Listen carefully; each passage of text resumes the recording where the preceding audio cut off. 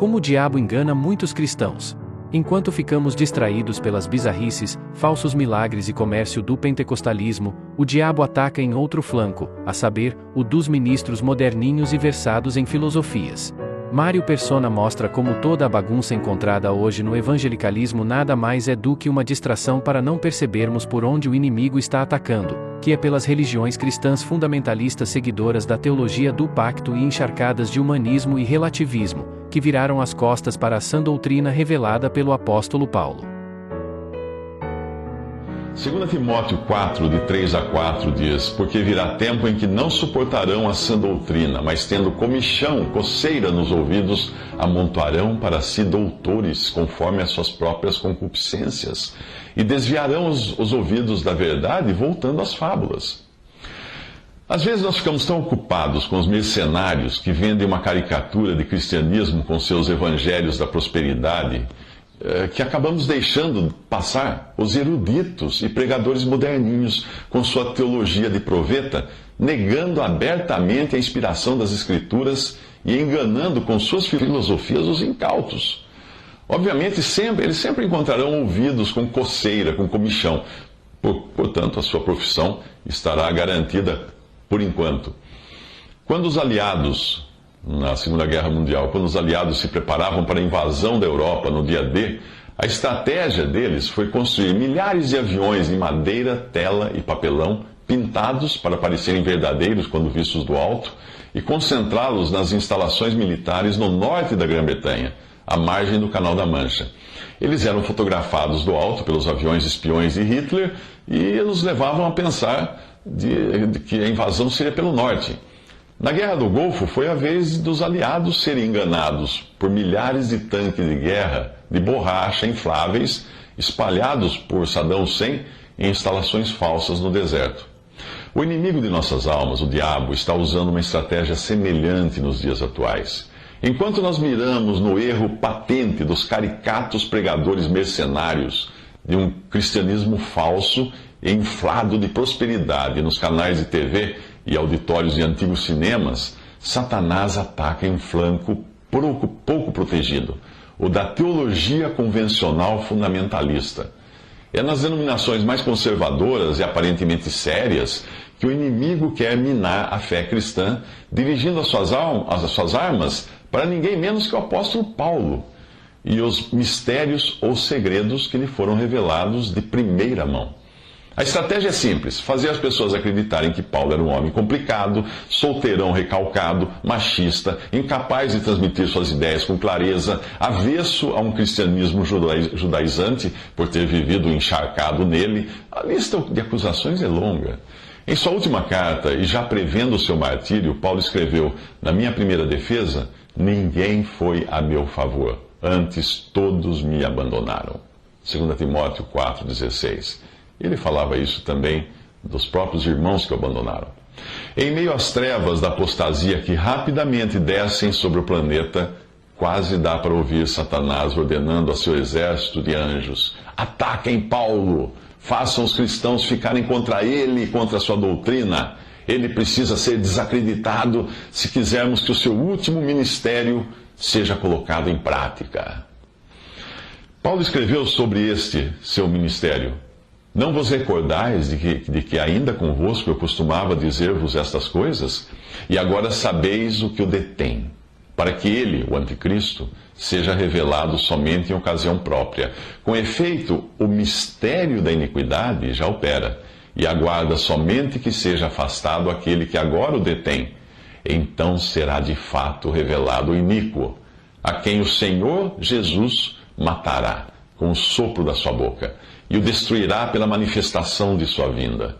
Ora, o aparecimento do iníquo é segundo a eficácia de Satanás, com todo o poder e sinais e prodígios da mentira, e com todo o engano de injustiça aos que perecem, porque não acolheram o amor da verdade para serem salvos. 2 Tessalonicenses 2, de 5 a 10. É grande a diferença entre Paulo e os outros apóstolos. Sim, é grande. Os 12 pregavam: arrependei-vos, em Atos 2,38. Paulo pregava: crê, em Romanos 4, de 5 a 6, e 1 Coríntios 15, de 1 a 4. Os 12 pregavam o evangelho do reino durante os evangelhos, Mateus 4,17 e até Atos 3,19. Paulo pregava o evangelho da graça de Deus, em Atos 20, versículo 4. Os 12 foram salvos dentro de Israel e dali enviados. Mateus 16, 13 e 16, e versículos 16 e 17 também. Paulo foi salvo e enviado para fora das fronteiras de Israel. Atos 9, 3. Aos 12 foi dado um ministério terreno, voltado para as promessas terrenas do reino dadas a Israel. Paulo recebeu um ministério celestial, como está em Gálatas 1:1 e versículos 11 e 12 também. Os 12 ministravam aos judeus, conforme Mateus 10:5 e Gálatas 2, de 7 a 9. Paulo ministrava principalmente aos gentios, Romanos 11:13, Gálatas 2, de 7 a 9. Por isso, quando o inimigo quer minar os planos de Deus, ele dá grande ênfase ao ministério dos 12 para a terra, para este mundo, e faz as pessoas pensarem na igreja como se ela fosse mera sucessora de Israel. Portanto, cheia de práticas judaicas e esperanças terrenas. Isso é conhecido como teologia do pacto. Enquanto isso, esse ministério fundamentalista lança descrédito sobre o ministério de Paulo, pois Paulo aponta que a igreja é distinta de Israel.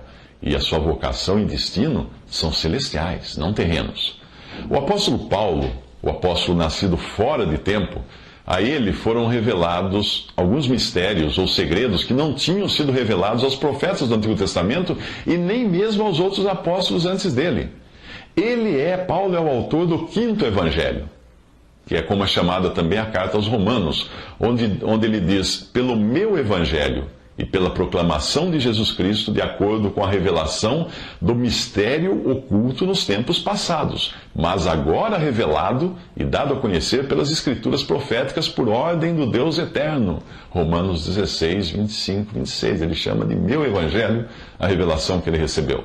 A expressão agora revelado e dado a conhecer significa que antes de Paulo ainda era um mistério as coisas que ele recebeu, a revelação que ele recebeu. Um dos mistérios revelados a Paulo foi a ressurreição dos santos no arrebatamento. Ele escreveu: eis que eu lhes digo um mistério, nem todos dormiremos, mas todos seremos transformados num momento, num abrir e fechar de olhos, ao som da última trombeta, pois a trombeta soará, os mortos ressuscitarão incorruptíveis e nós seremos transformados. 1 Coríntios 15, 51 e 52. A carta aos Tessalonicenses dá mais detalhes desse mistério, e Paulo se inclui ali entre os que já esperavam por este evento, quando ele escreve: dada a ordem com a voz do arcanjo, ressoar a trombeta de Deus, o próprio Senhor descerá do céu, e os mortos em Cristo ressuscitarão primeiro. Depois disso, os que estivermos vivos, seremos arrebatados juntamente com eles nas nuvens para o encontro com o Senhor nos ares. 1 Tessalonicenses 4, versículo 16. Mas existe muito mais da maneira peculiar como Cristo se revelou a Paulo como sendo um apóstolo abortivo ou nascido fora de tempo, conforme ele próprio descreve a si mesmo em 1 Coríntios 15, versículo 8. No Antigo Testamento, Jesus foi apresentado em tipos e figuras, e depois a sua pessoa foi descrita em detalhes nos Evangelhos. Mas o modo como ele se revelou a Paulo foi peculiar. Os outros discípulos haviam conhecido Jesus antes de sua morte e também depois, já ressuscitado. A Paulo, o Senhor apareceu glorificado. E como se isso não bastasse, levou-o para conhecer o paraíso, ou o terceiro céu, onde o apóstolo ouviu coisas indizíveis, coisas que o homem não é permitido falar. 2 Coríntios 12, 4. Como alguém pode rejeitar esse ministério? Como alguém pode zombar de Paulo e do seu ministério? Como alguém pode falar que Paulo teria que aprender teologia? Portanto, ainda que você encontre Jesus em figuras no Antigo Testamento e vivo, morto e ressuscitado nos Evangelhos, é por meio de Paulo que você poderá conhecê-lo glorificado em sua relação com a igreja, o corpo de Cristo. Isto por causa da revelação do mistério guardado em silêncio nos tempos eternos e que agora se tornou manifesto e foi dado a conhecer por meio das Escrituras proféticas, segundo o mandamento do Deus eterno para a obediência por fé entre as nações. Paulo escreve isso em Romanos 16, 25 a 26. A chave para você abrir o cofre dos segredos ou mistérios de Deus é a obediência por fé. Não apenas fé, mas a fé daquele que está disposto a obedecer para conhecer a sabedoria de Deus, o mistério que estava oculto, o qual Deus pré-ordenou antes do princípio das eras para a nossa glória. 1 Coríntios 2,7. Isso foi escrito à igreja. Trata-se de coisas que pertencem a uma outra dimensão, que Deus tinha em mente antes que existisse o tempo. Pois olho nenhum viu, ouvido nenhum ouviu, mente nenhuma imaginou o que Deus preparou para aqueles que o amam. Mas Deus o revelou a nós por meio do Espírito. Diz o apóstolo Paulo, falando de si mesmo e também dos outros apóstolos que receberam revelações no período da igreja. Ele escreve isso em sua carta aos Coríntios, 1 Coríntios 2, de 8 a 9. Por mais privilegiados que tenham sido os homens de Deus do Antigo Testamento, ou mesmo os discípulos e os 12 apóstolos no período dos evangelhos, nenhum deles teve, naquele período dos evangelhos ou do Antigo Testamento, o Espírito Santo habitando em si mesmos, como tem hoje o crente, depois de Pentecostes. E é somente pelo Espírito que essas coisas podem ser compreendidas. No período dos evangelhos, os apóstolos, os 12, tinham apenas a promessa, não eram habitados pelo Espírito. O Senhor Jesus disse a eles: o Espírito da verdade, que o mundo não pode receber, porque não o vê, nem o conhece, vós o conheceis, porque ele habita convosco e estará no futuro em vós. Referindo-se então ao dia de Pentecostes. Isso está em João 14, 17. E quando Deus decidiu revelar a verdade do mistério, ele escolheu um vaso muito especial. E nós sabemos disso porque em Efésios 3, Paulo diz: certamente vocês ouviram falar da responsabilidade imposta a mim, em favor de vocês, pela graça de Deus, isto é, o mistério que me foi dado a conhecer por revelação. Efésios 3, de 2 a 3. Paulo ainda não tinha recebido a revelação do mistério quando o Senhor mostrou a ele a essência da verdade desse mistério no caminho para Damasco. Quando o Senhor perguntou a ele: Saulo, Saulo, por que me persegues? E Atos 9, 4. Jesus revelava assim que os santos que Saulo perseguia na terra formavam um corpo e estavam unidos a Cristo, a cabeça nos céus. Perseguir a igreja era o mesmo que perseguir o próprio Senhor. O detalhamento desse mistério Paulo apresenta em sua carta aos Efésios. Faltava um mistério a ser revelado, e a tarefa coube a Paulo. Com esse segredo trazido à tona, a revelação de Deus estaria completa. É o que ele nos diz, é o que ele diz aos Colossenses ao falar da igreja, o corpo de Cristo e a habitação do Espírito. Ele escreve assim: da qual eu estou feito ministro, segundo a dispensação de Deus que me foi confiada para com vocês, para cumprir ou dar cumprimento ou completar a palavra de Deus. O mistério que esteve oculto desde todos os séculos e em todas as gerações e que agora foi manifesto aos seus santos, que é Cristo em vós, esperança da glória. Colossenses 1, 24 a 27. No grego, a palavra traduzida como cumprir tem o sentido de completar ou preencher uma lacuna. É a mesma usada por João ao dizer: escrevemos estas coisas para que a nossa alegria seja completa. 1 João 1,4. Paulo colocou a peça que faltava na revelação de Deus, como um imenso quebra-cabeça, quando falta aquela pecinha. Paulo, recebeu a graça de colocar essa pecinha que faltava. E nos fez saber que os gentios são coerdeiros com Israel, membros do mesmo corpo e coparticipantes da promessa em Cristo Jesus. E ele continua: foi-me concedida a administração deste mistério que durante as épocas passadas foi mantido oculto em Deus. Efésios 3, de 6 a 9. Por ser um mistério que ficou oculto no passado, a igreja não existia no Antigo Testamento, e nem mesmo nos Evangelhos. Jesus menciona a igreja pela primeira vez em Mateus 16, 18, mas ele diz com o verbo no futuro, como algo que ainda seria construído. Ele diz assim: edificarei a minha igreja. Como toda edificação da época, ela teria um alicerce, com uma pedra de canto ou pedra de esquina, que é Cristo, seguida das outras pedras do alicerce, que são os apóstolos e profetas do Novo Testamento. Sobre esse alicerce, sobre esse fundamento formado por Cristo e os apóstolos do Novo Testamento, as paredes serão levantadas com o acréscimo de cada pedrinha, cada salvo por Cristo Jesus. É dessa edificação que Paulo fala no capítulo 2 de Efésios, ao dizer que nós somos edificados sobre o fundamento, o alicerce, dos apóstolos e dos profetas, tendo Jesus Cristo como pedra angular, no qual todo edifício é ajustado e cresce para tornar-se um santuário santo no Senhor. Efésios 2, de 20 a 21. Em 1 Coríntios, o apóstolo fala de sua responsabilidade em lançar os fundamentos da igreja. Ele diz: conforme a graça de Deus que me foi concedida, eu, como sábio construtor, lancei o alicerce, e outro está construindo sobre ele. 1 Coríntios 3, 10 a 11. Portanto, é impossível você entender o que é a igreja e saber como ela deve funcionar sem ler as cartas do apóstolo Paulo.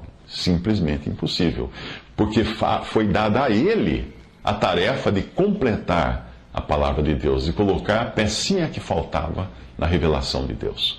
Obviamente, muitos não gostam da ideia de termos uma revelação completa, pois isso não lhes permite trazer suas próprias revelações particulares, ou, como no caso do pregador do vídeo, seus raciocínios teológicos sofisticados.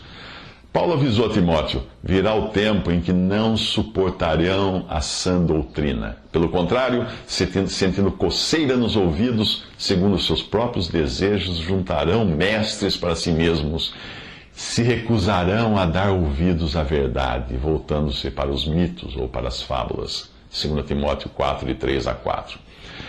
Resumindo, os mistérios revelados a Paulo e que muitos cristãos estão deixando de entender e desfrutar por obra dos refinados lobos em pele de cordeiro são estes. Os mistérios são esses. Primeiro, o mistério do Evangelho da graça de Deus. Romanos 16, 25 a 26. Segundo, o mistério do endurecimento de Israel por um tempo. Romanos 11, 25 a 27. Terceiro, o mistério do arrebatamento e da ressurreição do corpo de Cristo, que é a igreja. 1 Coríntios 15, 51 a 53. Quarto, o mistério do um só corpo, único corpo, a igreja. Efésios 3, de 1 a 9. Quinto, o mistério da cidadania ou vocação celestial, não terrena, do crente no corpo de Cristo. Efésios 1, 3, Filipenses 3, de 20 a 21. Sexto, o mistério do propósito de Deus de reunir todas as coisas em Cristo na dispensação da plenitude dos tempos. Efésios 1, 9 a 10. Sétimo, o mistério da graça de Deus. Romanos 6, 14. Oitavo, o mistério da identificação do crente com Cristo. 1 Coríntios 15, de 1 a 4. Nono, o mistério da iniquidade. 2ª Tessalonicenses 2, de 6 a 12. Você deve estar surpreso por saber que esses mistérios foram revelados a Paulo, segundo ele próprio diz nesses versículos. 9 mistérios, dos quais ele teve a exclusividade e o privilégio de receber primeiro do que os outros apóstolos.